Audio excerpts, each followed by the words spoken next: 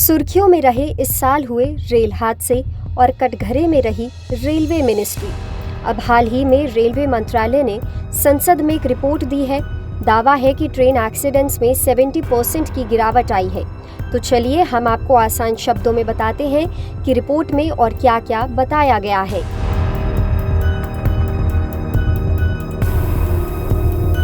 केंद्रीय रेलवे मंत्री अश्विनी वैष्णव ने 29 नवंबर को राज्यसभा में एक लिखित जवाब में जानकारी दी।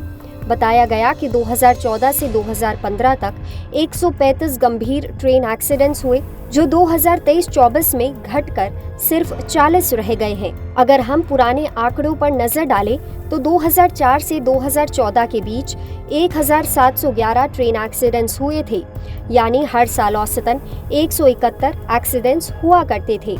लेकिन 2014 से लेकर 2024 तक ये संख्या घटकर 678 रह गई, यानी अब हर साल औसतन 68 एक्सीडेंट होते हैं। यानी रेलवे एक्सीडेंट्स में तो कमी आई है, पर सवाल ये भी है कि क्या ये आंकड़े पूरी तरह से सच्चाई दिखाते हैं। वहीं ट्रेन एक्सीडेंट्स की तस्वीरें और वीडियो तो सोशल मीडिया पर वायरल होते हैं तो दिल सहम जाता है और मन में एक ही सवाल आता है कि हादसों की वजह से कितने लोग मारे गए या घायल हुए। तो इसका भी आंकड़ा जान लीजिए। 2004 से लेकर 2014 में 904 लोगों की मौत, 3155 लोग घायल हुए। ध्यान दीजिए, इस दौरान 1711 ट्रेन एक्सीडेंट्स हुए थे।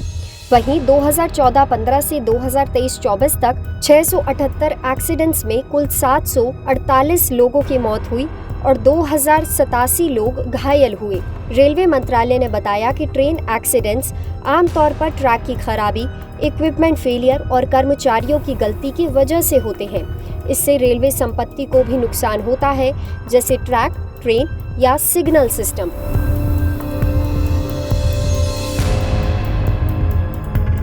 रेलवे मंत्रालय ने एक और जरूरी बात की जानकारी दी है, जो है APM-PKM, यानी एक्सीडेंट्स पर मिलियन ट्रेन किलोमीटर्स।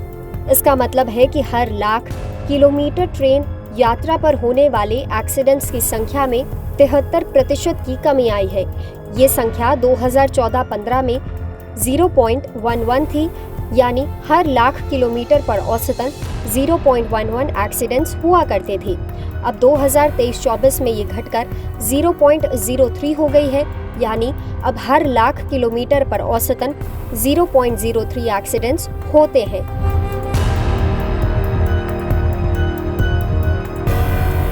रेल मंत्री अश्विनी वैष्णव ने कहा कि 2019 से लेकर 2024 के बीच बीमा योजना के तहत 22 क्लेम रजिस्टर्ड हुए, लेकिन इनमें कोई भी मौत का दावा नहीं किया गया। कह सकते हैं कि ये दिलचस्प है, क्योंकि जब कोई एक्सीडेंट होता है तो उम्मीद की जाती है कि कम से कम कुछ बीमा क्लेम तो जरूर मिलेगा। तो अब ये सवाल उठना भी लाजमी है कि क्या ये यात्रियों की खुशकिस्मती है या फिर बीमा प्रोसेस में कुछ कमी है।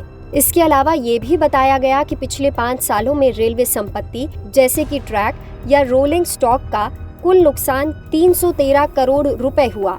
यानी कि अगर हम इन आंकड़ों को देखें तो ये साफ है कि रेलवे में कुछ सुधार हुए हैं, एक्सीडेंट्स में कमी आई है, लेकिन मरने और घायलों की संख्या चिंताजनक है, जिस पर सवाल उठना लाजमी है। आपको हमारी ये वीडियो कैसी लगी कमेंट सेक्शन में जरूर बताएं और ऐसी ही खबरों के लिए देखते रहें लोकल 18।